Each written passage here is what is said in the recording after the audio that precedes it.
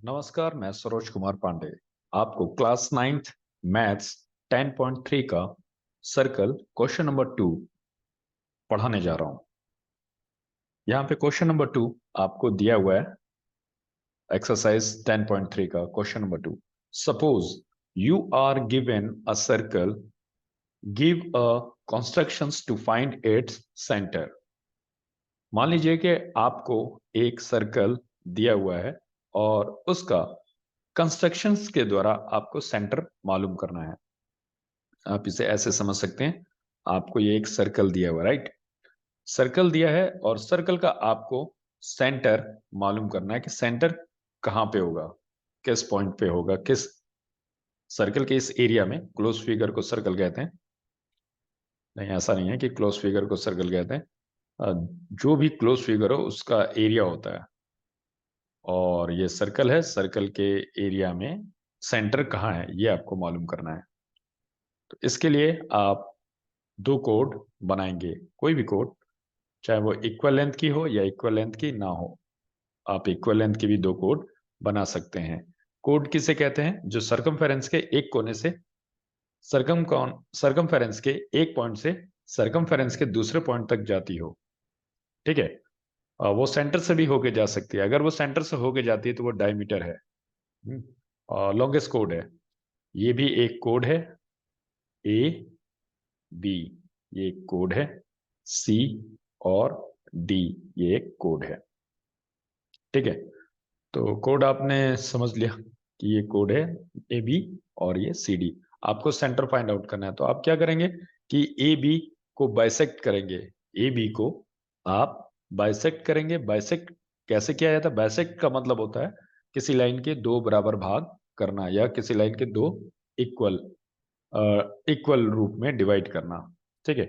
तो आपने कंपास प्रकार यहाँ पे रखा और कोई दूरी भरी आपने ए बी की, मोर देन हाफ दूरी आप भरकर ऊपर एक आर्क लगाएंगे और एक आर्क इधर लगाएंगे। फिर सेम डिस्टेंस पे आप कंपास को, यानी प्रकार को आप चेंज नहीं करेंगे, और यहाँ पे बी पे रखेंगे और आर्क, एक आर्क आप यहाँ पे लगाएंगे और एक आर्क आप यहाँ पे लगाएंगे। इस तरह से आप इस लाइन को मिला देंगे। अब आप, ठीक, इसका भी आप नाम दे देंगे। ए बी सी, सी तो आप दे चुके हैं, ए बी सी डी, ई दे दीजिए, ई एफ, और अब आप सी और डी को भी बाइसेक्ट करेंगे। सी और डी को बाइसेक्ट करने के लिए सी पे प्रकार रखकर, कंपास रखकर मोर देन हाफ दूरी आप लेंगे, और जो दूरी भर लेंगे आप उसे चेंज नहीं करेंगे। एक आर्क आपने यहाँ लगा दिया, एक आर्क यहाँ लगा दिया। अब डी पर रखकर आप एक आर्क यहाँ लगा रहे हैं, एक आर्क यहाँ लगा रहे हैं, दोनों पॉइंट को और आप आपस में मिला देंगे। दोनों पॉइंट को जब आप आपस में मिलाते हैं तो ये दोनों बाइसेक्टर आपस में जहां मीट करते हैं उस पॉइंट को हम सेंटर बोलेंगे। उस पॉइंट को हम सेंटर बोलेंगे। तो यहाँ पे आपको अगर हो सकता है कि क्लीन ना लग रहा हो, तो मैं आपको इसी चीज को दोबारा नए तरीके से समझाता हूँ। ओके। आपको एक प्लेन पेपर पे लेके चलता हूँ, और यहाँ देखिए, आपने एक सर्कल लिया। ओके।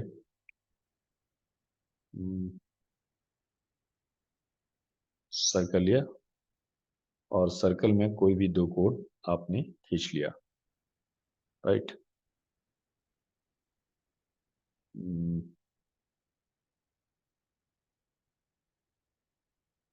एक कोड ये खींचा, एक कोड ये। इस कोड का नाम आपने रखा ए बी, इस कोड का नाम रखा सी डी। अब आपने ए पे प्रकार रखा और मोर देन हाफ दूरी लेके ए बी की लेके एक आर्क आपने यहाँ मारा, एक आर्क आपने यहाँ मारा, और बी पे रख के एक आर्क आपने यहाँ मारा और एक आर्क यहाँ मारा। इस तरह से आप इस पॉइंट को और इस पॉइंट को मिलाते हुए एक लाइन खींच देंगे। ओके, सॉरी, यहाँ से जानी चाहिए थी ये लाइन। तो अब इसका नाम आपने ABCD तो आप रख ही चुके हैं, तो आप इसका नाम रखिए EF।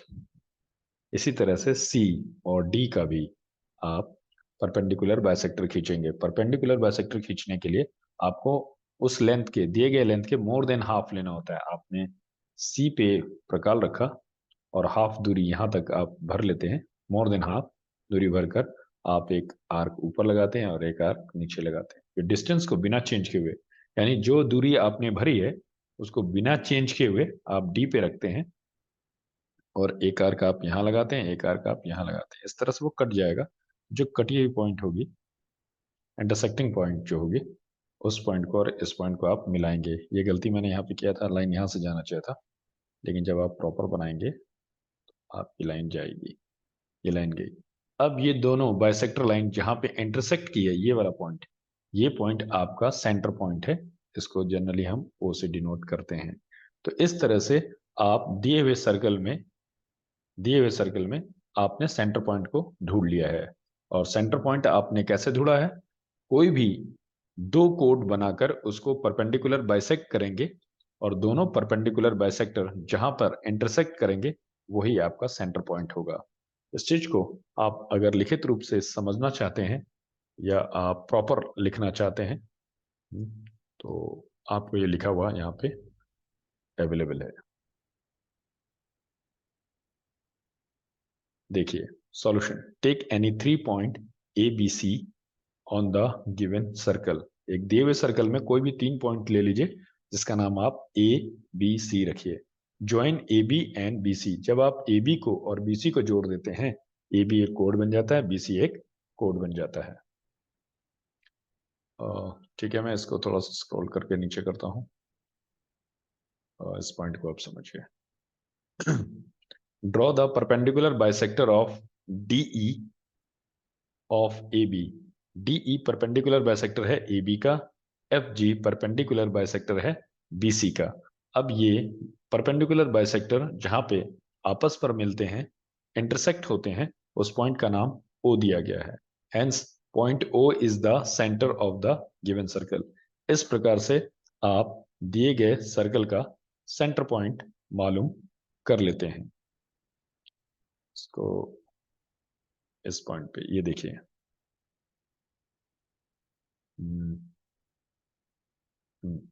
ये एक सर्कल है। सर्कल में आपको दो कोड है, AB BC। 3 पॉइंट हमने कहा था, ABC। AB का परपेंडिकुलर बाइसेक्टर DE है, BC का परपेंडिकुलर बाइसेक्टर।